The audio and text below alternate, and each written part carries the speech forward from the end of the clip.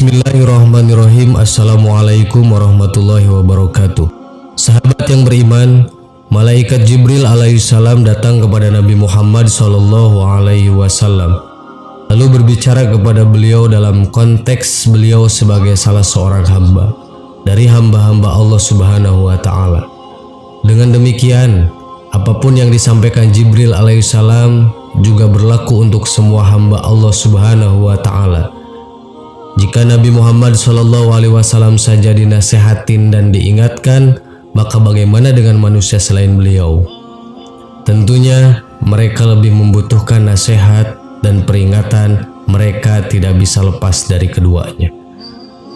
Dari Sahal bin Sa'ad radhiyallahu anhu bahwasannya Rasulullah SAW bersabda, Jibril mendatangiku lalu berkata, "Wahai Muhammad, hiduplah sesukamu, karena sesungguhnya kamu akan mati. Cintailah siapa yang kamu suka, sesungguhnya engkau akan berpisah dengannya, dan berbuatlah sesukamu, karena sesungguhnya engkau akan diberi balasan karenanya."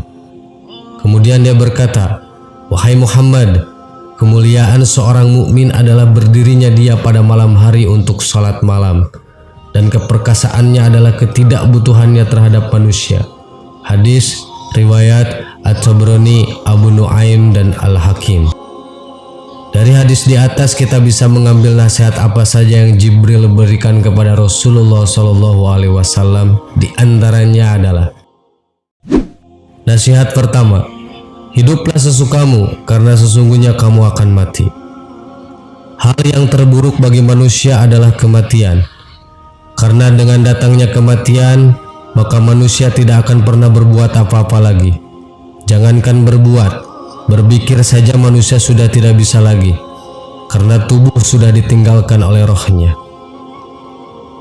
Kematian ini akan datang dan menghampiri setiap manusia dan tidak mungkin meleset. Dan sekalipun manusia melihatnya jauh, namun di sisi Allah Subhanahu wa Ta'ala adalah dekat. Setiap yang akan datang pasti datang, dan setiap yang akan datang adalah sesuatu yang dekat. Allah Subhanahu wa Ta'ala berfirman, "Setiap yang berjiwa akan merasakan mati. Kami akan menguji kamu dengan keburukan dan kebaikan sebagai cobaan yang sebenar-benarnya, dan hanya kepada Kamilah kamu dikembalikan." Quran Surat Al-Anbiya. Allah Subhanahu wa Ta'ala juga berfirman, "Sesungguhnya kematian yang kamu lari daripadanya, maka sesungguhnya kematian itu akan menemui kamu. Kemudian kamu akan dikembalikan kepada Allah yang mengetahui yang gaib dan yang nyata.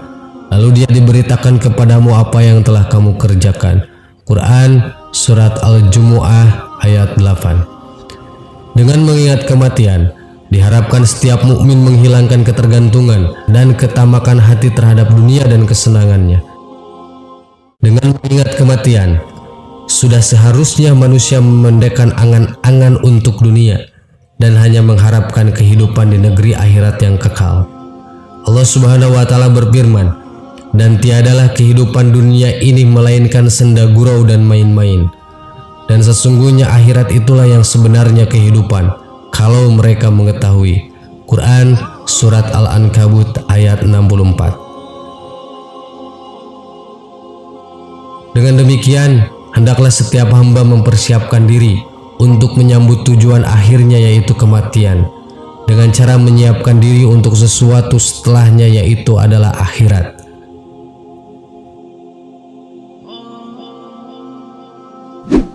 Nasihat kedua, cintailah siapa yang kamu suka, karena sesungguhnya kamu akan berpisah dengannya.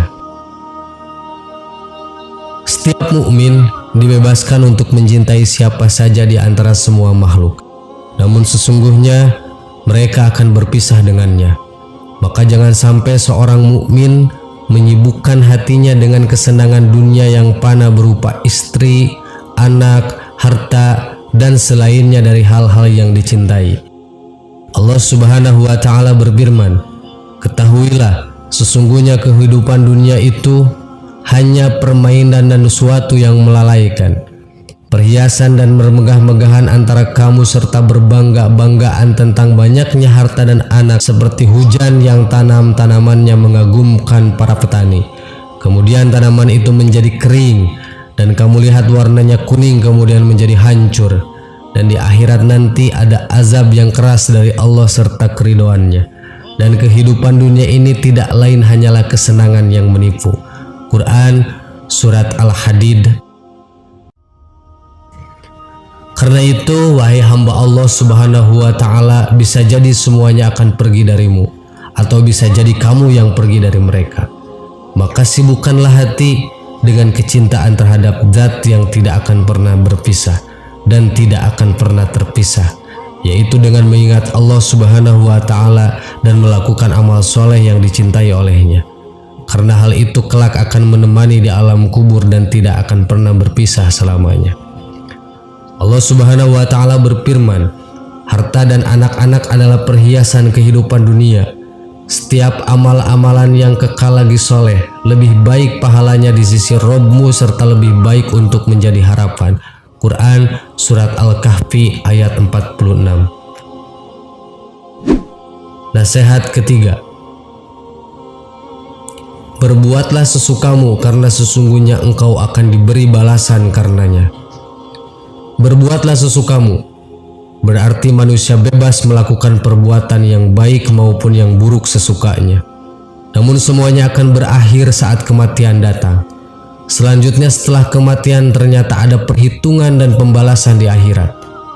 Setiap orang akan diberi putusan sesuai dengan konsekuensinya dari perbuatannya. Allah Subhanahu wa Ta'ala berfirman, berbuatlah apa yang kamu kehendaki. Sesungguhnya Dia Maha melihat apa yang kamu kerjakan. Quran Surat Fussilat ayat 40. Allah Subhanahu wa Ta'ala juga berfirman, barang siapa yang mengerjakan kebaikan seberat zarrah pun, niscaya Dia akan melihat balasannya. Dan barang siapa yang mengerjakan kejahatan seberat zarrah pun, niscaya Dia akan melihat balasannya pula. Quran Surat Al-Jaljalah ayat 7 dan 8. Setiap balasan sesuai dengan amal yang telah dikerjakan. Jika amalan yang dikerjakan tersebut baik, maka balasannya akan menyenangkan. Dan jika buruk, maka perjumpaan dengan balasan tersebut akan sangat menyedihkan. Nasihat keempat. Kemuliaan seorang mukmin adalah berdirinya dia pada malam hari untuk sholat malam. Ketinggian dan kehormatan seorang mukmin adalah usahanya menghidupkan malam dengan mendawamkan sholat tahajud di dalamnya, berzikir dan membaca Al-Quran. Allah Subhanahu wa Ta'ala berfirman, dan pada sebagian malam hari sholat tahajudlah kamu sebagai suatu ibadah tambahan bagimu. Mudah-mudahan Rabb-mu mengangkatmu ke tempat yang terpuji. Quran Surat Al-Isra ayat 79. Dan hamba-hamba Rabb yang Maha Penyayang itu ialah orang-orang yang berjalan di atas bumi dengan rendah hati. Dan apabila orang-orang jahil menyapa mereka, mereka mengucapkan kata-kata yang baik. Dan orang yang melalui malam hari dengan sujud dan berdiri untuk Rabb mereka. Quran Surat Al-Furqan ayat 63.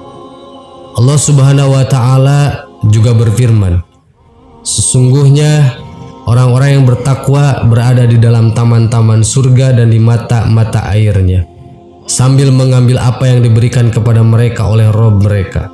Sungguhnya mereka sebelum itu di dunia adalah orang-orang yang berbuat baik. Mereka sedikit sekali tidur di waktu malam dan di akhir-akhir malam mereka memohon ampun kepada Allah Subhanahu wa Ta'ala. Quran Surat Az-Zariyat ayat 15-18.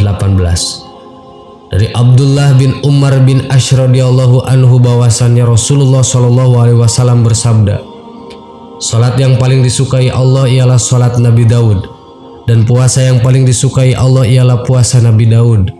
Beliau tidur seperdua malam, berdiri atau salat di sepertiganya, dan tidur di seperenamnya. Beliau puasa 1 hari dan berbuka 1 hari. Hadis riwayat Bukhari. Dari Salman Al-Farisi radhiyallahu anhu bahwasanya Rasulullah Shallallahu alaihi wasallam bersabda, dirikanlah salat malam, karena sesungguhnya salat malam itu adalah kebiasaan orang-orang soleh sebelum kamu. Salat malam dapat mendekatkan kamu kepada Rabb-mu. Salat malam adalah sebagai penebus perbuatan buruk. mencegah perbuatan dosa, dan menghindarkan diri dari penyakit yang menyerang tubuh. Hadis riwayat Ahmad. Dari Abdullah bin Muslim radhiyallahu anhu, beliau berkata, kalimat yang pertama kali ku dengar dari Rasulullah SAW saat itu adalah, hai sekalian manusia, sebarkanlah salam, bagikanlah makanan, sambunglah silaturahmi, tegakkanlah sholat malam saat manusia lain sedang tidur. Niscaya kalian masuk surga dengan selamat. Hadis riwayat Ibnu Majah. Rasulullah SAW bersabda, seutama-utama sholat sesudah sholat fardu ialah sholat sunnah di waktu malam. Hadis riwayat Muslim. Rasulullah SAW bersabda, sholat yang paling utama sesudah sholat fardu adalah qiyamul lail, sholat di tengah malam. Nasihat kelima, keperkasaannya adalah ketidakbutuhannya terhadap manusia. Kekuatan, keperkasaan, dan keunggulan seorang mukmin dari orang lain adalah ketercukupannya dengan apa yang dikaruniakan Allah Subhanahu wa taala kepadanya, dan ketidakbutuhannya terhadap apa yang ada di tangan manusia. Dan karena mulianya hamba ini di tengah-tengah manusia, maka ia menjadi orang yang dicintai di tengah-tengah mereka. Abu Abbas Sahal bin Sa'ad As-Sa'idi radhiyallahu anhu berkata, seorang laki-laki datang kepada Nabi Muhammad SAW dan berkata, wahai Rasulullah, tunjukkanlah padaku suatu amalan yang apabila aku lakukan aku akan dicintai oleh Allah dan dicintai oleh manusia. Rasulullah SAW bersabda, juhudlah terhadap dunia, pasti Allah mencintaimu, dan juhudlah terhadap apa yang di tangan manusia, pasti manusia pun mencintaimu. Hadis riwayat Ibnu Majah. Umur manusia itu sangatlah pendek ketika dibandingkan dengan kehidupan di akhirat yang kekal. Jibril menyampaikan pesan singkat melalui Rasulullah SAW tentang hal terbesar yang bermanfaat dan bisa menyelamatkan setiap hamba Allah Subhanahu wa taala dari kengerian hari pembalasan yang pasti akan datang kemudian. Dan nasihat singkat ini telah mencakup kebaikan dunia dan kebaikan akhirat, dan memberikan jaminan dengan kebahagiaan di dua negeri tersebut, dunia dan akhirat. Wallahu a'lam bishawab. Assalamualaikum warahmatullahi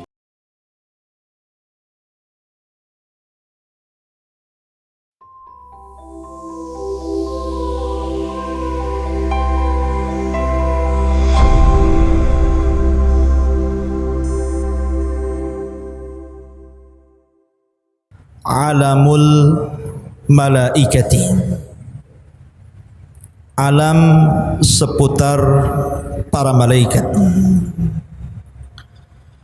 Ma'asyiral muslimin yang dimuliakan Allah Subhanahu wa taala, kita tahu bahwa Allah Subhanahu wa taala berfirman di dalam Al-Qur'anul Karim, wa yakhluqu ma la ta'lamun. Dan Allah Subhanahu wa taala telah menciptakan makhluk yang kalian tidak tahu. Kita sangat yakin bahwa Allah Subhanahu wa taala menciptakan banyak makhluk selain manusia, selain jin dan selain malaikat. Kita tidak tahu, wallahu a'lam. Tapi yang jelas bahwa kita harus yakin Allah Subhanahu wa taala menciptakan banyak makhluk yang kita tidak tahu. Karena Allah mengatakan wa yakhluqu ma la ta'lamun. Dan Allah menciptakan makhluk yang kalian tidak tahu. Maka salah satu makhluk yang tidak bisa kita lihat ciptaannya, tetapi mereka bisa kita rasakan keberadaannya, adalah para malaikat. Jadi malaikat adalah makhluk yang Allah Subhanahu wa taala ciptakan dan Allah Subhanahu wa taala perintahkan untuk senantiasa bersama manusia. Ma'asyiral muslimin yang dimuliakan Allah Subhanahu wa taala,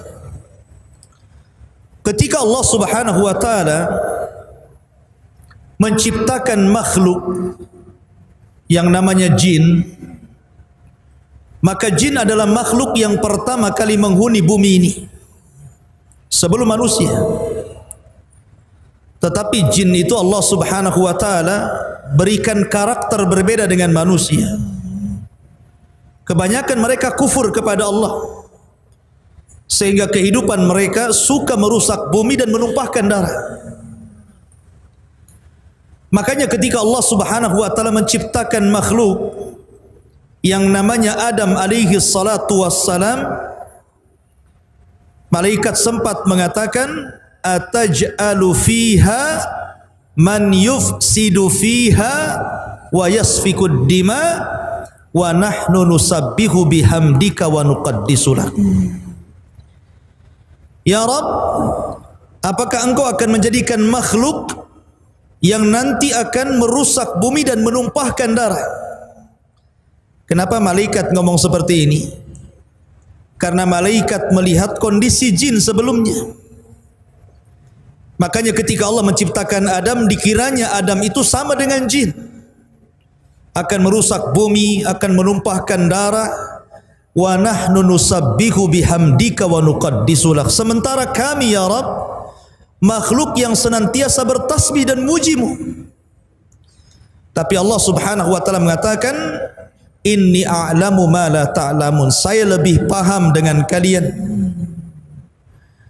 Ma'asyiral muslimin yang dimuliakan Allah Subhanahu wa taala, ketika Allah Subhanahu wa taala ciptakan Adam dan ditiupkan ruh, maka Allah Subhanahu wa taala berfirman, wa idz qala rabbuka lil malaikati isjudu li Adam fasajadu illa iblis. Dan ketika Rabbmu memerintahkan kepada para malaikat untuk sujud kepada Adam, maka seluruh malaikat sujud kecuali iblis. Aba wastakbara wa kana minal kafirin.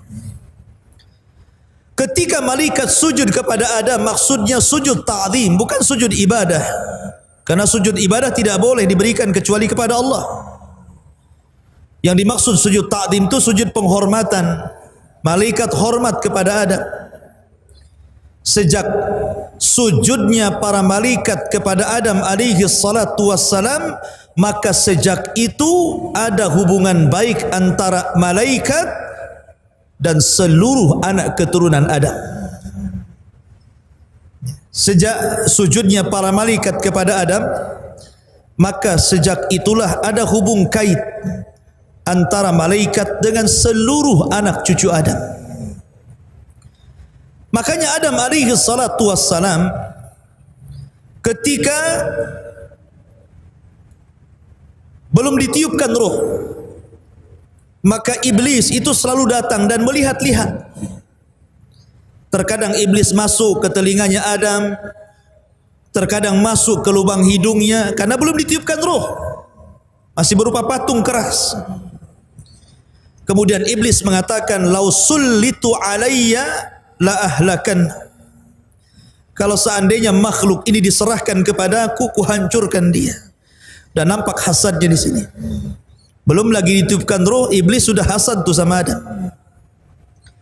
Makanya kemudian ketika Allah Subhanahu wa taala meniupkan roh kepada Adam, Adam kemudian meminta bantuan kepada Allah Subhanahu wa taala karena lemahnya dia di hadapan iblis.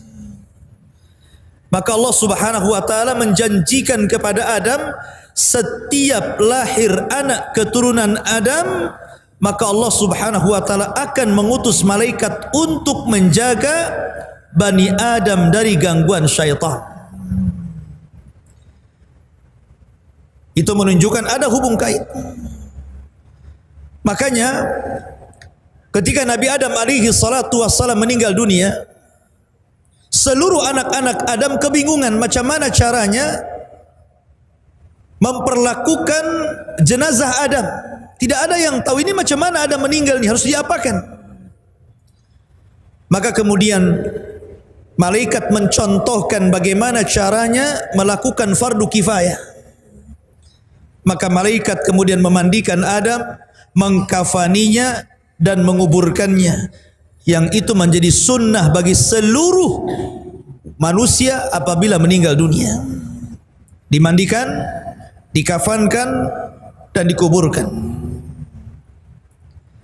Lah ketika Adam alaihi salatu wassalam,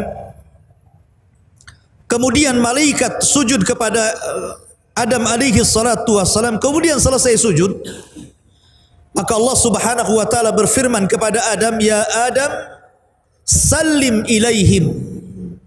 Wahai Adam, ucapkan salam kepada mereka para malaikat. Fa innahu tahiyyatuka wa tahiyyatu ummatika min ba'dika. Karena sesungguhnya ucapan salam itu akan menjadi simbol ucapan penghormatan bagi umatmu sampai kiamat dibangkitkan. Kemudian Adam alaihi salatu wassalam datang kepada malaikat dan mengatakan assalamu alaikum, maka malaikat menjawab wa alaikumussalam wa rahmatullahi wa barakatuh.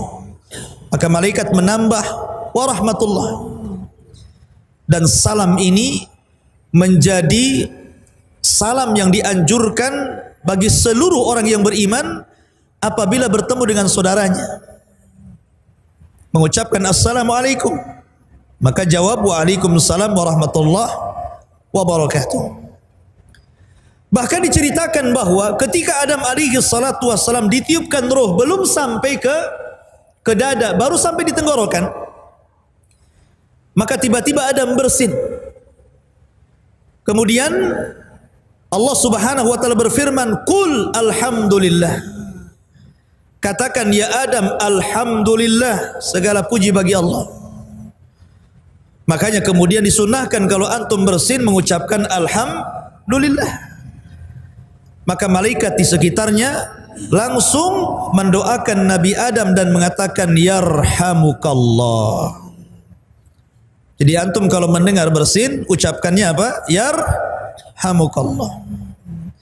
Lah dari cerita ini, ikhwatu fiddin muliakan Allah Azza wa Jal, kita nampak ada hubung kait antara malaikat dengan Adam.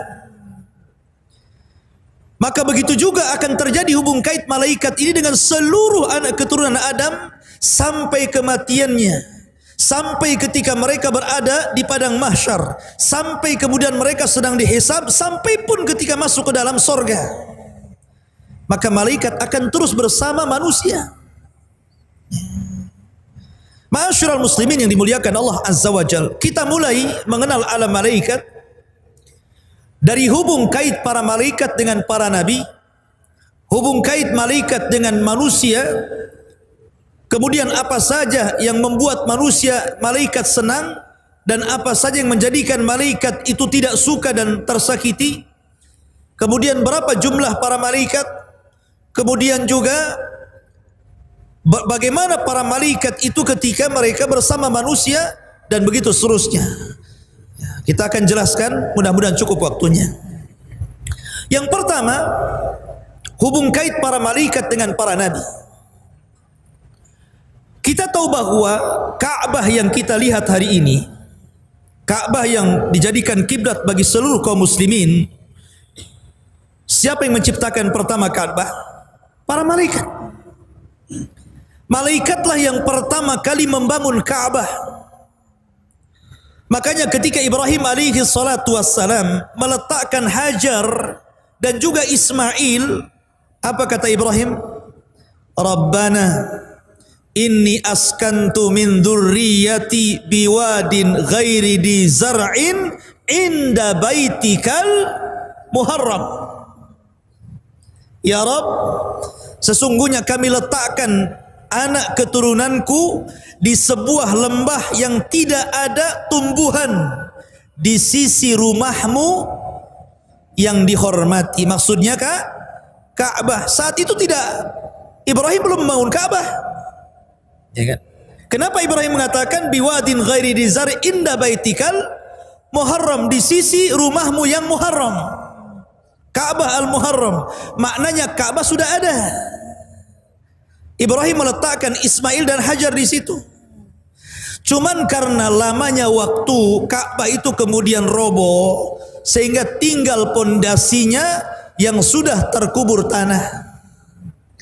Dari situlah kemudian Allah Subhanahu wa taala berfirman, wa id yarfa'u Ibrahimul qawaida wa Ismail.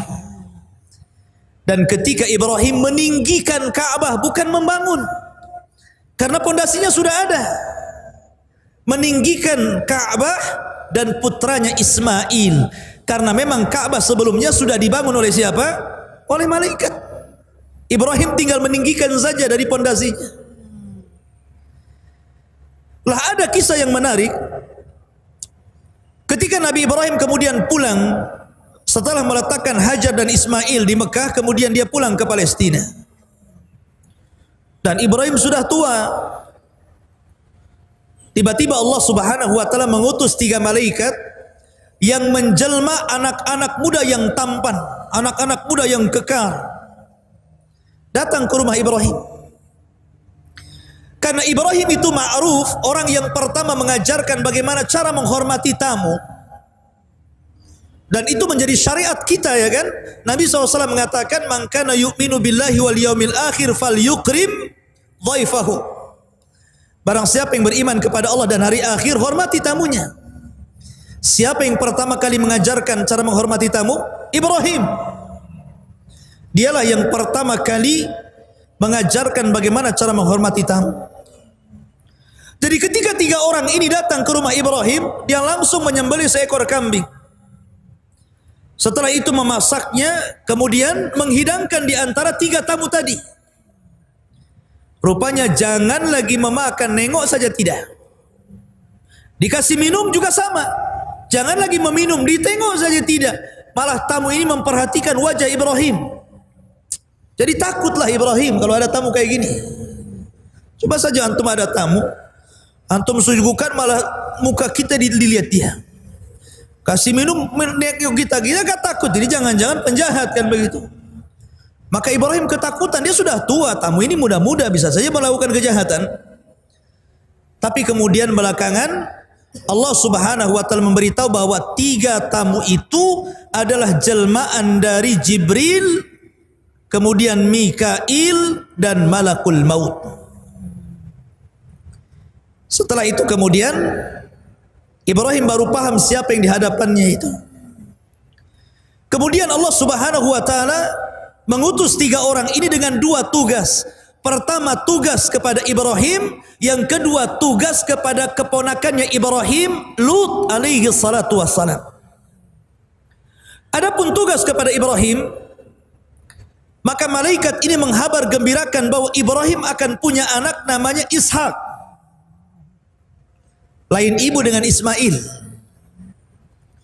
Kemudian yang kedua, setelah memberikan kabar gembira bahwa Ibrahim akan punya Ishak, maka 3 malaikat ini kemudian menuju negeri Sodom, negerinya kaum Lut. Karena mereka menjelma orang-orang laki-laki tampan, laki-laki yang kekar gitu kan. Sehingga ketika masuk ke negeri Sodom, Lut itu punya anak perempuan yang selalu berjaga-jaga di perbatasan Sodom. Jadi kalau ada laki-laki masuk, disuruh pulang. Karena apa? Takut diperkosa oleh orang-orang Sodom.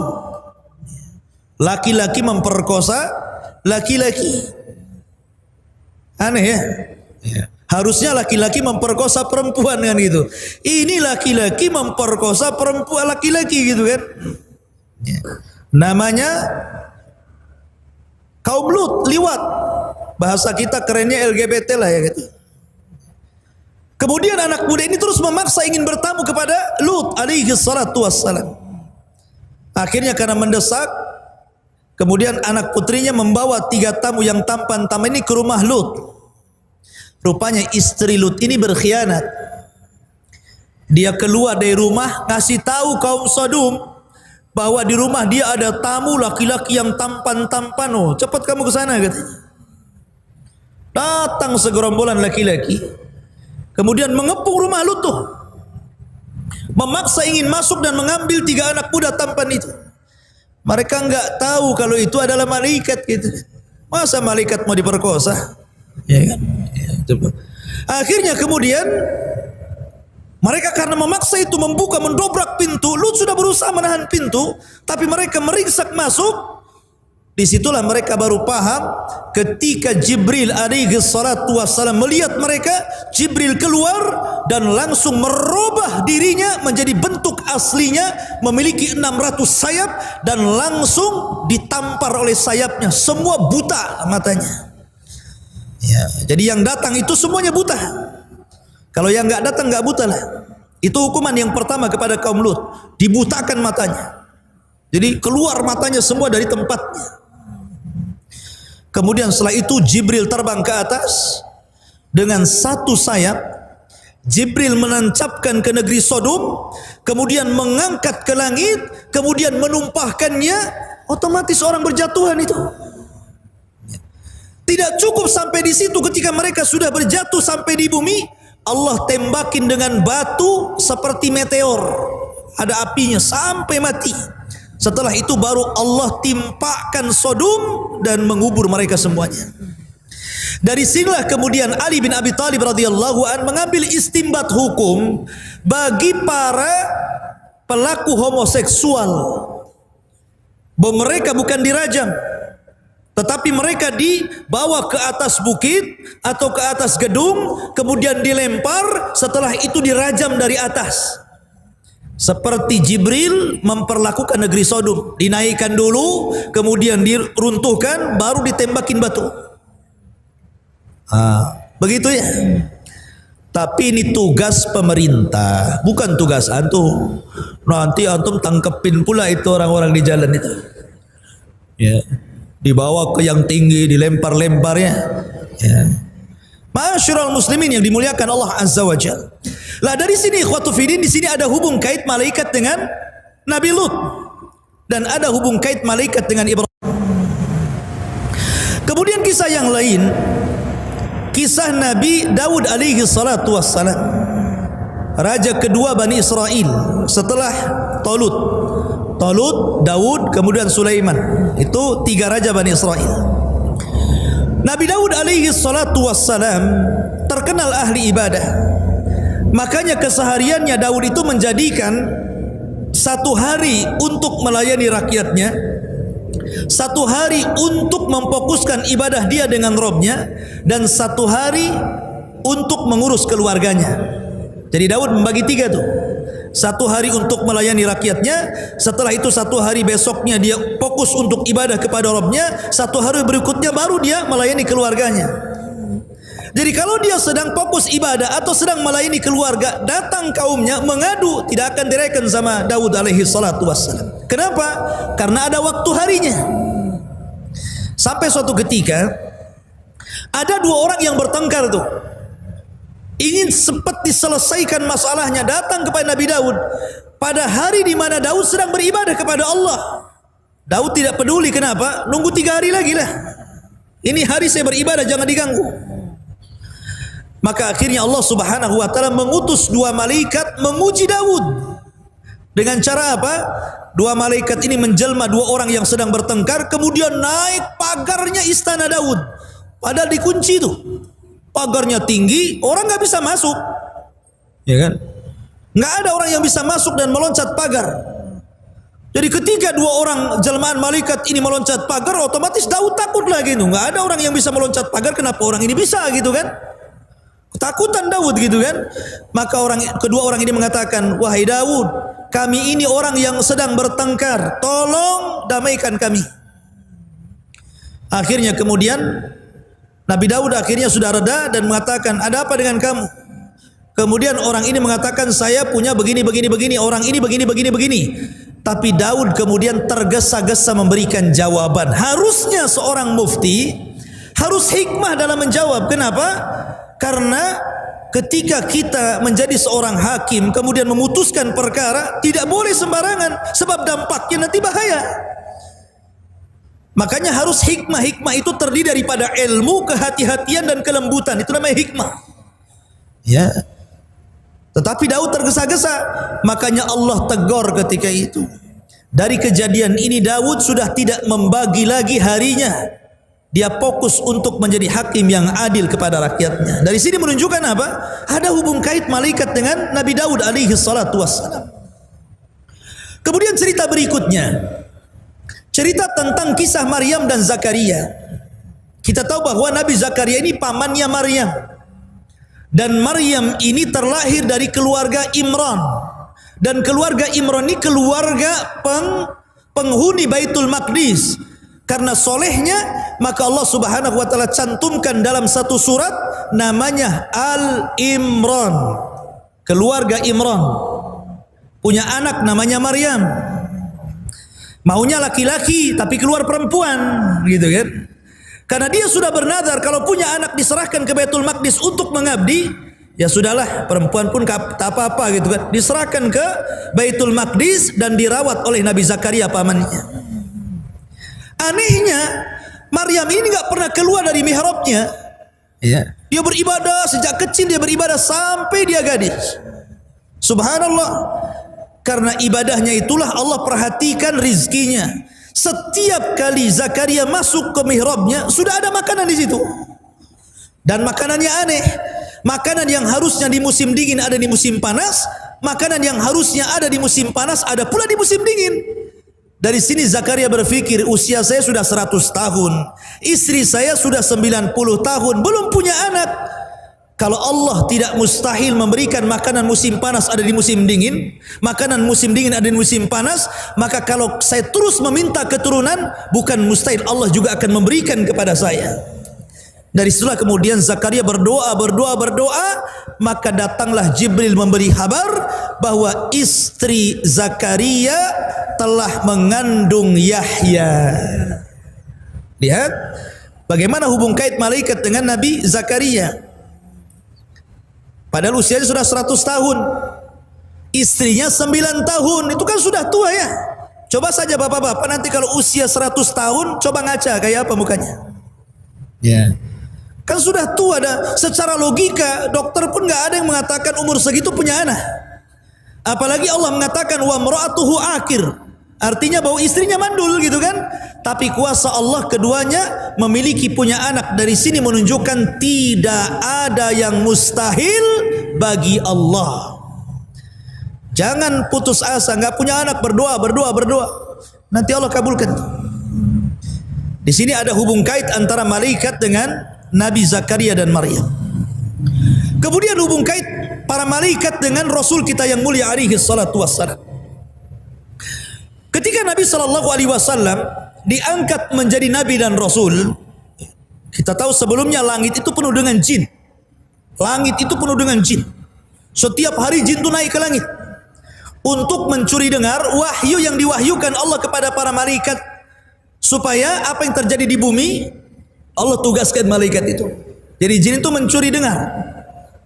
Tapi setelah Rasul diutus jadi nabi dan rasul, maka langit diamankan oleh Allah. Kenapa? Supaya tidak tercampur antara dukun dengan kenabian. Maka Allah amankan langit, tidak ada lagi jin yang naik, karena bintang difungsikan untuk menembaki jin yang naik ke langit. Dari situ menunjukkan bahwa ada hubung kait antara malaikat dengan Rasul. Karena malaikat disuruh menjaga langit dan memfungsikan bintang untuk melempari jin. Bahkan setelah kemudian Nabi SAW hijrah dari Mekah ke Madinah, 2 tahun setelahnya ada satu perang namanya Perang Badar. Perang Badar ini bermula ketika kafilah Abi Sufyan membawa dagangan dari Mekah menuju Syam, dan rute jalan dari Mekah ke Syam itu tidak bisa kecuali harus melewati Madinah. Tidak ada jalan lain, harus rutenya Madinah. Makanya ketika Rasul mendengar ada kafilah dagang Abu Sufyan, senang dia. Kemudian dia mempersiapkan pasukan Muhajirin dan Ansor sebanyak 314 orang. Kita akan merampas hartanya Abu Sufyan, karena mereka telah merampas harta kita di Mekah dulu. Berangkat yang 314 menghadang kafilah Abu Sufyan. Abu Sufyan cerdas. Dia mendengar bahwa mata-matanya melaporkan bahwa Rasul sudah membawa pasukan dan hendak merampas dagangannya. Segera dia mengutus orang untuk melaporkan kejadian kepada Abu Jahal yang ada di Mekah. Berangkat tuh ini orangnya Abu Sufyan ini. Sampai di Mekah dikasih tahu Abu Jahal, marah Abu Jahal. Akhirnya mempersiapkan pasukan besar untuk melawan Nabi SAW. Berangkat 1000 pasukan dari Mekah, kemudian bertemu di Badar. Rasul adalah manusia sama seperti kita, Abdullah, hamba Allah. Kalau seandainya Rasul ada ketakutan wajar gitu kan, karena ini perang perdana, jumlahnya 314 melawan 1000, nggak imbang kan begitu. Akhirnya kemudian Rasul berdoa di malam hari, istighatsah kepada Allah. Makanya Allah mengatakan ittastaghitsuna rabbakum fastajaba lakum. Ketika Rasul beristighatsah kepada Allah di malam hari untuk kemenangan di besok hari, maka Allah kabulkan istighatsahnya dengan cara apa? Dengan cara ittastaghitsuna rabbakum fastajaba lakum anni mumiddukum bi alfin minal malaikah. Jibril sudah menghabarkan kepada Rasul bahwa akan turun 1000 malaikat menolong Rasul. Makanya Rasul langsung tersenyum dan mengatakan kepada Abu Bakar yang di sampingnya, absyir ya Abu Bakrin, berbahagialah Abu Bakar, Jibril memberitahu dia telah membawa 1000 malaikat. Nah, sekarang berapa jumlahnya? 1314 lawan 1000. Nah, kan? Kalau tadinya apa? 1000 lawan 314 kan itu. Sekarang berbalik, nggak imbang. Kaum muslimin 314 plus tentara malaikat 1000. Kemudian Allah janjikan dalam Al-Quran, in tattaqu wa tasbiru yumdidkum bisalasati alafin minal malaika. Tapi engkau ya Muhammad kalau mau bertakwa dan sabar, ku tambah 3000 lagi. Oh ya. Berapa jadinya? 4000 lagi. Ya kan? Makin gak imbang tuh. Ya. Dari malaikat 4000 plus 314 orang dari tentara Rasul melawan 1000. Pas peperangan, rupanya Allah tambah lagi bi khamsati alafin minal malaikah, 5000 malaikat turun. Bayangkan ya. Menunjukkan bahwa ada hubung kait malaikat dengan Rasul. Ya. Sehingga Abu Sufyan yang menyaksikan peperangan itu minggat dari peperangan, kemudian dia lari ke Mekah, selamat dia. Dia cerita kepada Abu Lahab, sungguh aku melihat kepala-kepala pasukan kita melayang tanpa tahu siapa yang menebasnya. Melayang-layang kepalanya gitu kan. Ya. Malaikat. Karena Nabi SAW ketika membawa pasukan itu ada suara akdim haizum, akdim haizum, akdim majulah haizum. Haizum itu maksudnya Jibril membawa kuda putih gitu kan. Sahabat belum mencabut pedang, kepala sudah melayang-layang. Bayangkan. Kan aneh itu kan. Ini belum dicabut, kenapa kepalanya pada putus? Ya. Siapa yang memutuskan kepala? Malaikat. Makanya ikhwatu ini muliakan Allah Subhanahu wa taala, ketika selesai perang, Abbas bin Abdul Muttalib itu salah satu tawanan Rasul karena dia belum masuk Islam. Dia ikut pada tentara orang Quraisy. Kena tangkap dia, jadi tawanan Rasul, diikat Abbas bin Abdul Muttalib walaupun belakangan masuk Islam kan. Ditanya sama Rasul, siapa yang menawanmu? Sahabat yang di sampingnya, ana ya Rasulullah, kata Abbas, bukan kamu katanya. Yang menawanku adalah orang yang sangat kekar, membawa kuda putih dan pakaian putih, di tangannya pedang yang mengkilat. Kata Rasul, ya Abbas innahul malaika. Wahai Abbas, itulah malaikat. Gitu kan? Menunjukkan apa? Ada hubung kait malaikat dengan Rasul. Ya. Itu namanya hubung kait para malaikat dengan para nabi. Kemudian ada hubung kait para malaikat dengan orang-orang yang beriman, karena tidak mesti dengan nabi. Malaikat juga ada hubung kait dengan orang-orang di luar para nabi. Contoh, ada seorang sahabat namanya Usaid ibn Hudhair. Usaid ibn Hudhair. Dia sedang baca Al-Quran, dia sholat malam, kemudian baca Al-Quran dikeraskan, di sampingnya anaknya sedang tidur, kemudian di sampingnya ada kuda yang sedang diikat. Setiap dia membaca Al-Quran, kuda ini ngamuk, bergerak-gerak gitu kan, meringkih-ringkih. Tapi kalau dia hentikan baca Qur'annya, berhenti juga kuda itu. Dia baca lagi, ngamuk lagi kudanya. Dan tiba-tiba langit itu ada awan dan bercahaya. Ya, di atasnya itu.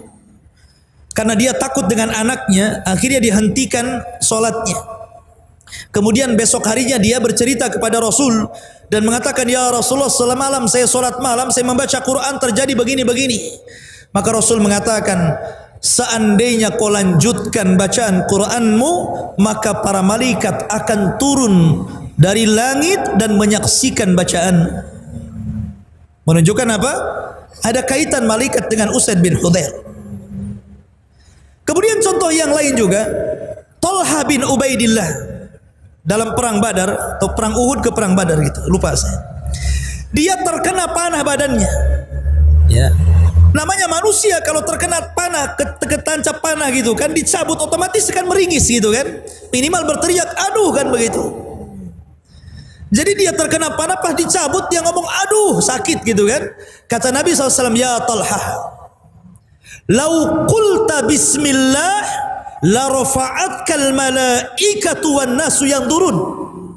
Ya Talha, kalau tadi kamu tidak mengucapkan aduh tetapi mengucapkan bismillah, sungguh malaikat akan mengangkatmu dan manusia akan memandang dirimu. Ini menunjukkan fadilah bismillah namanya. Tapi sini ada hubung kait antara malaikat dengan siapa? Dengan Talha. Ya. Jadi malaikat itu ada hubung kait dengan manusia. Sampai pun kepada kita yang bukan Rasul, bukan sahabat, hanya orang biasa gitu kan, malaikat akan bersama kita. Termasuk di masjid ini, di Masjid Muhajirin ini. Kata Nabi SAW, majtama'a qaumun fi baitin min buyutillah yatluna kitaballah wa yatadarasunahu illa nazalat alaihimus sakinah wa ghashyathumur rahmah wa haffathumul malaikah wa dzakarallahu fi man indah. Siapa yang berkumpul di salah satu rumah dari rumah-rumah Allah, dibacakan Quran, dibacakan hadis Nabi, dipelajari Quran dan hadis Nabi tersebut, kecuali turun padanya rahmat dan ketenangan, wa haffathumul malaikah. Malaikat dari mana-mana akan datang, kemudian akan mengerubungi kita di atas masjid, sampai akhirnya malaikat akan bertumpuk-tumpuk sampai ke langit. Dalam sebuah riwayat, malaikat yang paling ujung ditanya sama Allah Subhanahu wa taala, bahasa kita, ngapain kau kumpul-kumpul di sini gitu, numpuk di sini nggak ada apa gitu maksudnya. Ya.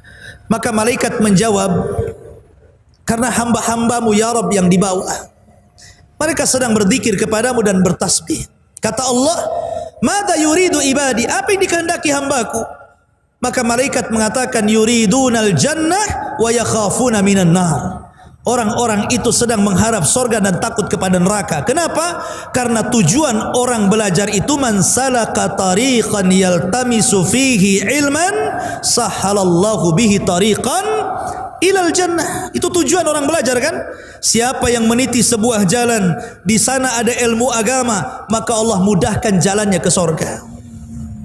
Maka Allah mengatakan, aku kabulkan keinginan mereka dan aku amankan mereka dari adab Allah Subhanahu wa taala. Jadi malaikat akan bersama kita. Bahkan apabila seseorang itu berwudu kemudian tidur, dalam sebuah riwayat Tirmidzi, maka malaikat yang di samping ketika kita tertidur pula selepas kita berwudu sebelum tidur, maka malaikat itu akan berdoa sepanjang malam sampai kita bangun. Doanya apa? Allahumma gfir lahu, Allahumma arhamhu. Ya Allah, ampuni dosa ini, orang ini. Ya Allah, rahmati orang ini. Coba, kan enak itu. Ya. Jadi kalau antum nanti pulang nih mau tidur nih, antum wudu dulu, ajak sama istri tidur dulu, wudu dulu. Nah, ayo wudu sama-sama. Baru kemudian tidur, maka selama kita tidur di samping kita malaikat. Setiap kita berbolak-balik ke kanan ke kiri, setiap kita bergerak, maka malaikat akan mengatakan, ya Allah ampuni orang ini, ya Allah rahmati orang ini. Dan malaikat akan terus berdoa seperti itu sampai Anda bangun. Luar biasa gitu kan. Malaikat akan di samping kita itu. Kalau antum gak wudu, ya setan yang di sampingnya. Ya. Jadi ini fadilah malaikat akan bersama kita. Termasuk juga para malaikat itu akan menjaga kita. Makanya coba perhatikan. Coba seandainya antum malam ini jangan tidur di kamar, tidur di teras. Teras rumah antum di luar, antum tidur di situ. Ya. Kemudian antum bangun, ada nggak semut masuk telinga antum? Ada nggak tiba-tiba bangun kecoa di sini? Ada? Atau tiba-tiba ada lipan di sini, kok banyak lipan di telinga saya? Nggak ada kan? Nggak ada. Siapa yang menjaga? Siapa yang menjadikan semut tidak masuk ke lubang hidung? Siapa yang tidak menjadikan kecoa masuk ke telinga? Siapa yang tidak menjadikan lipan itu masuk ke mulut? Kata Mujahid, seorang tabi'in ahli tafsir, mengatakan karena Allah mengutus malaikat untuk menjaga hamba-hambanya. Wa inna alaikum lahafidhin. Dan Allah berikan kepada kalian malaikat para penjaga. Malaikat penjaga beda dengan Raqib dan Atid. Kalau Raqib dan Atid pencatat. Kalau penjaga kita itu, kalau seandainya Allah takdirkan kita sedang di jalan, harusnya kita ditabrak, akhirnya tidak jadi ditabrak. Harusnya kita nabrak, tidak jadi nabrak. Harusnya kita jatuh, tidak jadi jatuh. Siapa yang menjaga kita seperti itu? Malaikat. Cuman kan kita tidak tahu, kalau Allah takdirkan Allah menyingkap malaikat, tentu kita akan melihat malaikat di mana-mana. Karena malaikat gaib bagi kita tidak bisa melihatnya. Dan itu menunjukkan bagaimana para malaikat itu bersama Bani Adam. Tetapi ada hal-hal yang terkadang malaikat tersakiti dengan kita. Contoh, Nabi SAW mengatakan bahwa pernah mengusir orang yang ketika masuk ke masjid mulutnya bau bawang. Ya kan? Mungkin kalau zaman sekarang bau rokok lah ya. Kalau zaman dulu kan makan bawang mentah. Kalau sekarang kan jarang orang makan bawang mentah kan. Ya bau rokok lah. Makanya kalau para perokok Anda yang belum bisa meninggalkan rokok, kalau masuk masjid jangan kumur-kumur dulu lah kan gitu. Baru masuk gitu. Atau bawa minyak. Gitu. Tapi kan tidak bisa juga, tetap aja kan bau kan. Ya. Kenapa kemudian dilarang orang yang makan bawang masuk ke masjid? Ada alasannya kata Rasul. Fa innal malaikata tata'adza mimma yata'adza bihi banu Adam. Karena malaikat tersakiti dengan bau orang ini sebagaimana anak Adam tersakiti kalau ada di sampingnya. Coba saja, kalau antum sholat di samping antum ini sudah nggak mandi 5 tahun, 5 kali, ya mungkin berapa hari gitu kan, nggak mandi, ya ketiaknya nggak pernah dikasih Rexona, umpamanya kan, mungkin antum mikir-mikir, gara-gara, nggak khusyuk antum, tersakiti kan dengan orang sebelah itu, ya. Sebagaimana orang tersakiti kalau di sampingnya ada orang yang sangat bau. Maka malaikat tersakiti juga dengan orang yang bau itu, menunjukkan bahwa malaikat tersakiti dengan Bani Adam. 2. Ketika malaikat Jibril hendak masuk ke rumah Rasul, tiba-tiba nggak mau masuk. Rasul mengatakan, ya Jibril, udkhul, masuk. Jibril nggak mau. Rupanya alasannya karena di rumah Rasul itu ada tirai Aisyah, ada gambar makhluk yang bernyawa di situ. Kemudian oleh Jibril diisyaratkan ke gambar itu, oleh Rasul diambil gambarnya, digulung-gulung kemudian dibuang. Maka Jibril mengatakan, aku tidak mau masuk karena di rumahmu ada gambar yang bernyawa. Kalau kau mau potong kepalanya, atau kalau kau mau jadikan dia alas dan dihinakan di sana. Menunjukkan malaikat tersakiti dengan gambar kan, dengan gambar yang bernyawa maksudnya. Ataupun tersakiti dengan orang yang memelihara anjing, malaikat rahmat tidak akan masuk. Termasuk rumah yang banyak patungnya, malaikat juga tersakiti di situ. Ya. Lah di situ ikhwatu fillah menunjukkan bahwa malaikat pun tersakiti dengan anak Adam. Sebagaimana juga malaikat sangat senang apabila ada anak Adam yang beriman, bertakwa dan beribadah kepada Allah Subhanahu wa taala. Malaikat senang. Malaikat sangat senang sehingga malaikat akan terus menjaganya. Ma'asyiral muslimin yang dimuliakan Allah Subhanahu wa taala. Kemudian juga para malaikat ikhwatu fillah dimuliakan Allah Subhanahu wa taala memiliki jumlah yang banyak. Jumlah mereka tidak bisa dihitung dengan jari, dengan kalkulator, dengan apapun alat yang bisa menghitung, malaikat tidak bisa terhitung. Saking banyaknya. Dan itu dilihat oleh Rasul ketika Rasul Mi'raj ke langit. Kemudian sampai di satu tempat namanya Baitul Ma'mur. Baitul Ma'mur itu Ka'bahnya para malaikat. Setiap hari 70.000 malaikat tawaf di Baitul Ma'mur. Kalau Ka'bahnya manusia ya Ka'bah di Mekah. kalau Ka'bahnya malaikat namanya Baitul Ma'mur. Kata Ibnu Katsir, Ka'bahnya malaikat itu sejajar dengan Ka'bahnya manusia di bumi. Jadi kalau jatuh menimpa Ka'bah yang ada di bumi, sejajar. Ya. Menunjukkan bahwa mereka punya Ka'bah. Lah Rasul ketika Mi'raj melihat setiap hari ada 70.000 malaikat tawaf, habis itu keluar dan tidak kembali. Ada yang mengatakan diwafatkan. Jadi hidupnya satu hari saja diciptakan 70.000, masuk ke Baitul Ma'mur tawaf, habis itu diwafatkan. Ada yang mengatakan entah kemana perginya. Kemudian masuk lagi malaikat yang baru dengan jumlah yang sama. Hari itu juga keluar, besoknya masuk lagi dengan jumlah yang sama. Hari itu keluar, kemudian besoknya malaikat baru dengan jumlah yang sama. Begitu setiap hari. Coba Anda bayangkan berapa tuh jumlahnya itu. Makanya Rasul mengatakan setiap satu jengkal di langit itu ada malaikat yang sedang menata saf dalam rangka beribadah kepada Allah Azza wa Jalla. Jumlah mereka banyak. Ya kan? Dan di antara ikhwatu fiddin, walaupun jumlah itu para malaikat, mereka sudah dibagi-bagi tugas. Bukan mereka sesuka hati, tidak. Mereka sudah dibagi tugas oleh Allah Azza wa Jal dengan seluruh tugas yang ada di alam semesta ini. Ada malaikat yang tugasnya menurunkan wahyu saja seperti Jibril. Ada malaikat yang tugasnya ngirim hujan seperti Mikail. Mikail tidak sendirian, ada malaikat-malaikat yang lain yang membantunya. Makanya ada satu kisah dalam Sahih Muslim kalau tidak salah. Nabi SAW menceritakan tentang dua orang yang memiliki dua kebun. Tiba-tiba ada awan. Awan ini berjalan sampai ke atas kebunnya seseorang. Tiba-tiba mengeluarkan hujan. Anehnya hujan itu hanya ada di kebun itu saja. Jadi kebunnya luas, ya, tapi hujannya hanya di situ saja. Ini satu petak gitu kan. Ini banyak kebun orang, tapi awan itu hanya menghujani petak itu saja. Dan memanggil-manggil nama orang pemilik kebun itu dari atas. Jadi orang yang mengikuti awan itu dari belakang penasaran, kenapa awan itu asik di situ saja? Setiap ada awan di situ lagi gitu kan, dan tidak menghujani kebun sekitarnya. Akhirnya kemudian dia bertanya kepada penghuni kebun itu yang memiliki, siapa namanya? Si Anu. Rupanya persis apa yang ia dengar namanya dengan apa yang ia dengar dari langit. Kemudian ditanya, amalanmu apa gitu kan? Kok bisa kebunmu selalu dihujani? Maka dia mengatakan, karena aku jadikan hasilku 3 bagian.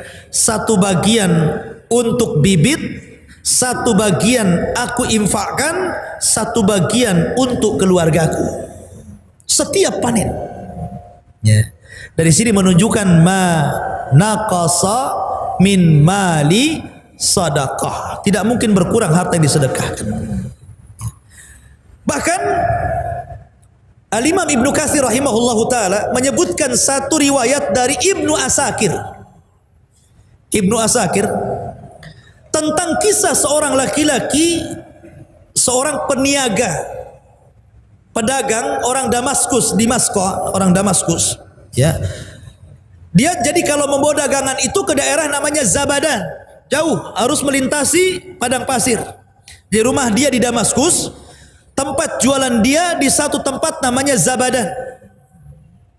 Jadi kalau dia membawa dagangan itu, dia harus menyewa orang-orang, mungkin zaman sekarang ini travel gitu kan, untuk membawa barangnya sampai di Zabadan.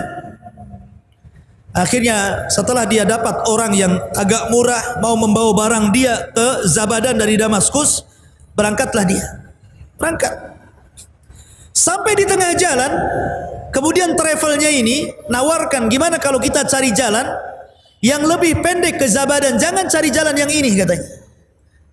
Akhirnya disepakati boleh juga, biar cepat sampai. Akhirnya dialihkan jalannya yang biasa ke yang tidak biasa. Rupanya tersesat di padang pasir. Setelah tersesat di padang pasir, orang ini melihat sepanjang jalan banyak tengkorak manusia. Ada tengkorak kaki, ada tangan, ada kepala, ada ini. Mulai nggak enak nih. Jangan-jangan travel ini rampok pula ini katanya. Karena sudah nggak enak dia. Kok banyak mayat manusia di sini? Ya. Akhirnya betul tiba-tiba dihentikan sama travelnya itu. Kemudian travel ini langsung membawa pedang, diacungkan. Mungkin kamu sudah tahu siapa saya.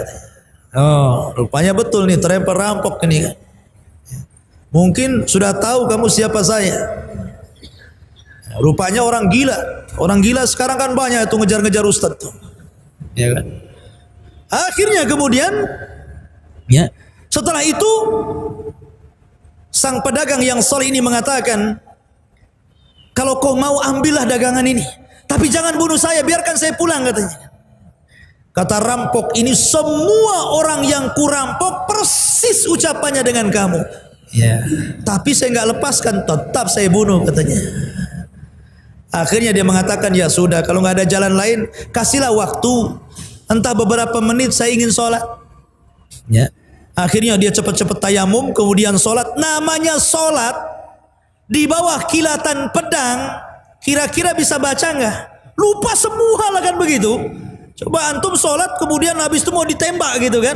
Lupa Fatihah saja lupa. Diem aja gini kan? Ini apa yang mau dibaca gitu kan? Karena habis ini mau dibunuh masalahnya. Ya. Tapi Allah Subhanahu wa taala ilhamkan, ada satu ayat tiba-tiba terlintas di kepalanya. Ayat apa itu? Amma yujibul mudtarra idza da'ah wa yaqsifus su wa yaj'alakum khulafa'al ilahum ma Allah. Tiba-tiba terlintas ayat ini, langsung dia dibaca. Karena apa? Sudah ngeblank, nggak tahu apa yang dibaca. Tiba-tiba terlintas ayat ini saja yang dibaca sama dia. Amma yujibul mudtarra idza da'ah, diulang-ulang gitu kan. Ya. Tiba-tiba malaikat yang ada di langit yang keempat mendengar. Amma yujibul mudtarra, siapa lagi yang akan mengabulkan doa orang yang kesulitan kalau bukan Allah? Itu maknanya ayat itu. Malaikat yang di atas dengar tuh. Langsung diutus oleh Allah untuk menyelamatkan orang ini. Kemudian dibawanya kuda putih dengan jubah putih dengan pedang yang ada di tangan. Tiba-tiba dari kejauhan memacu kuda ini, tiba-tiba langsung menebas rampok, hilanglah kepalanya. Kemudian pedagang yang soleh mengatakan, siapa kamu? Dia mengatakan, saya al-malaku minal malaika arsalani Allah. Saya malaikat dari malaikat. Allah yang mengutus saya. Aku mendengar doamu dari lapisan langit yang keempat. Aku segera datang. Kata Imam Ibnu Katsir rahimahullahu taala, terkadang orang-orang yang bertakwa, orang-orang yang senantiasa saleh dan salehah, dalam kondisi mungkin dia sangat memerlukan bantuan, maka Allah akan kirimkan para malaikatnya untuk membantu. Itulah malaikat. Masyarul muslimin yang dimuliakan Allah Subhanahu wa taala. Makanya malaikat itu bukan hanya menyertai kita di dunia, sampai di kuburan. Datang mungkar nakir, tanya pula siapa Rabbmu, siapa nabimu, apa agamamu gitu kan. Kemudian di padang mahsyar, malaikat itu akan menjadi sa'ikun wa syahid dalam Al-Qur'an itu.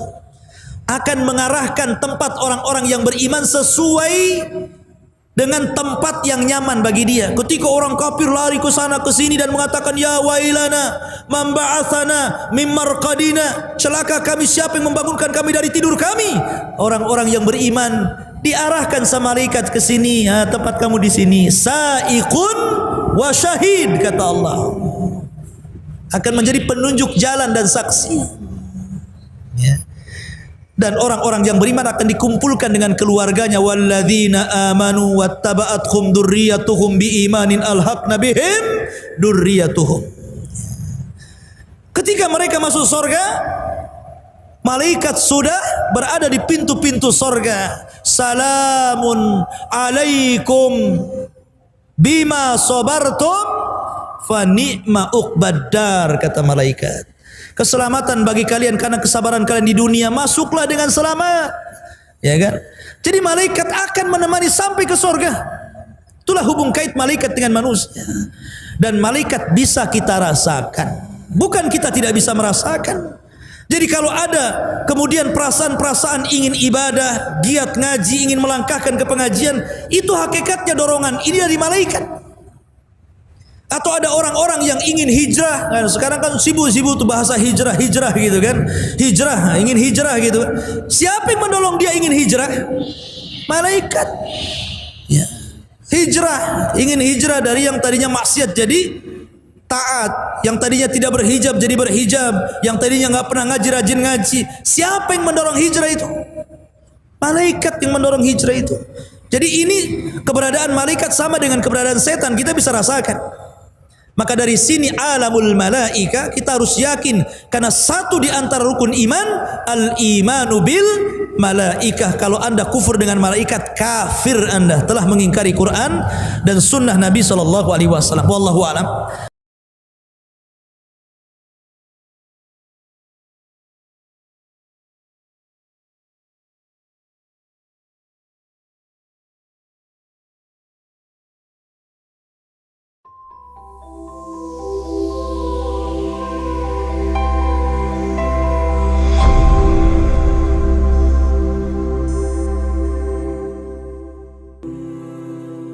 Bismillahirrahmanirrahim. Assalamualaikum warahmatullahi wabarakatuh. Sahabat yang beriman, di zaman modern saat ini, silaturahmi bersama saudara sangatlah mudah sejauh apapun mereka. Alat komunikasi saat ini telah canggih, dapat menghubungkan orang-orang dengan jarak berpuluh-puluh meter bahkan ratusan ribu kilometer. Namun bagaimana ceritanya jika ingin mengundang malaikat untuk datang? Simak terus videonya sampai akhir biar tidak gagal paham hanya di channel Belajar Islam. Satu lagi, jangan lupa tekan dulu tombol subscribe, like, dan share-nya agar menjadi berkah bagi kita semua. Malaikat yang dimaksud di sini adalah malaikat rahmat. Malaikat rahmat yang datang ke rumah seseorang tentunya memberikan rahmat, memintakan ampunan dan memberikan rezeki sesuai ketentuan Allah Subhanahu wa taala. Sebuah rumah akan sangat diberkahi jika kedatangan tamu istimewa ini. Selain itu, keberadaannya di dalam rumah akan menenteramkan hati para penghuninya. Namun mengundang malaikat Allah tidak semudah mengundang sahabat dan kerabat. Ada hal-hal yang harus dipersiapkan terlebih dahulu agar mereka mau mampir. 7 hal berikut menjadi beberapa cara yang bisa dilakukan. 1. Menjaga kebersihan rumah. Meskipun rumah kecil, tidak mewah, asalkan bersih dan rapi, pasti akan membuat betah orang yang tinggal di dalamnya. Rumah yang selalu dijaga kebersihannya juga akan membuat tenang dan nyaman, terutama bila digunakan untuk beribadah. Ada pepatah bijak yang berbunyi, kebersihan adalah sebagian dari iman. Kata pepatah bijak itu pasti akan mengingatkan seseorang untuk senantiasa menjaga kebersihan. Bila kita beriman, pasti akan selalu menjaga kebersihan, tidak terkecuali kebersihan rumah. Dan ini pun salah satu cara mengundang malaikat agar mampir ke rumah. 2. Menjaga kebersihan kamar mandi dan WC. Setan dan jin paling senang tinggal di dalam ruangan yang gelap, kotor, berbau, dan juga pada air yang menggenang atau tidak mengalir. Di antara ruangan di dalam rumah yang paling sensitif tentunya kamar mandi dan WC. Ruangan tersebut harus senantiasa dibersihkan, diberi wewangian, dan bila perlu diberi penerangan lampu sepanjang malam. Jika kamar mandi dan WC tidak pernah dirawat dan dibersihkan, setan dan jin akan menjadikannya sebagai rumah baru mereka. Jika sudah begitu, bukannya mengundang malaikat datang, malah mengundang setan yang akan datang. 3. Rajin sholat dan dzikir. Bila melakukan sholat di rumah, usahakan jangan hanya di satu ruangan, tapi jelajahilah setiap sudut ruangan. Hal itu untuk menjaga agar tidak ada satupun sudut ruangan di rumah yang menjadi jalan masuk atau tempat tinggal setan dan jin. Dengan menjadikan setiap ruangan rumah untuk beribadah, malaikat akan senang datang dari pintu mana saja. 4. Rajin baca Al-Quran. Malaikat paling senang mendengarkan bacaan Al-Quran. Jika ada orang membaca Al-Quran, malaikat akan mendekat ke sampingnya dan mendengarkan bacaan itu hingga selesai. Rumah yang selalu digunakan untuk membaca Al-Quran juga akan tampak bersinar. Perumpamaan rumah yang tidak pernah dibacakan Al-Quran adalah seperti kuburan, tidak bercahaya, suram, dan menakutkan. Ada hadis yang menceritakan bahwa Dari Abu Hurairah radhiyallahu an, Nabi Muhammad SAW bersabda, "Janganlah kamu menjadikan rumahmu seperti kuburan dengan tidak pernah mengerjakan sholat dan membaca Al-Quran di dalamnya, karena setan akan lari dari rumah yang di dalamnya dibacakan surat Al-Baqarah." Hadis riwayat Muslim. 5. Tidak ada benda-benda yang dilarang. Apa yang disukai setan tidak disukai oleh malaikat. Benda-benda seperti patung, boneka, guci, gambar makhluk hidup adalah media yang sering digunakan oleh setan dan jin untuk menempatkan diri mereka. Mereka senang bersarang di dalam benda-benda tersebut. Sebaliknya, malaikat tidak mau masuk ke rumah yang di dalamnya ada patung. Ada hadis yang menjelaskan bahwa Rasulullah SAW bersabda, "Sesungguhnya malaikat tidak akan memasuki rumah yang di dalamnya terdapat anjing dan gambar patung." 6. Biasakan sholat malam. Di sepertiga malam, malaikat akan mencari orang-orang yang melakukan sholat malam, lalu turun dan mengaminkan doa mereka.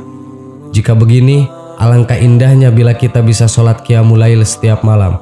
Pasti malaikat akan senantiasa datang dan mengaminkan permohonan kita kepada Allah Subhanahu wa Ta'ala. 7. Tidak memelihara anjing di dalam rumah. Anjing adalah hewan yang menyerupai setan dan bisa melihat setan. Di tubuhnya menempel najis, sehingga umat Islam dilarang memeliharanya jika tujuannya menyalahi syariat. Satu riwayat menceritakan bahwa Rasulullah SAW sedang mengadakan perjanjian dengan malaikat Jibril. Tapi malam itu malaikat Jibril datang terlambat. Ketika Jibril datang, Rasulullah SAW bertanya, "Mengapa engkau terlambat?" Jibril menjawab, "Karena tadi di rumah itu ada anjing. Ketahuilah, kami tidak akan memasuki rumah di dalamnya terdapat anjing dan gambar patung." Hadis riwayat Muslim. Apapun itu, baik rumah pribadi, rumah kontrakan, rumah sewa, rumah sepetak atau rumah gedong, jangan hanya digunakan sebagai tempat tinggal saja, tapi gunakanlah untuk hal-hal yang baik. Insya Allah rumah akan dipenuhi keberkahan. Sahabat yang beriman, itulah 7 hal yang bisa mengundang malaikat rahmat datang ke rumah kita dan memberi keberkahan atas izin Allah. Semoga bermanfaat. Amin. Wallahu a'lam. Wassalamualaikum warahmatullahi wabarakatuh.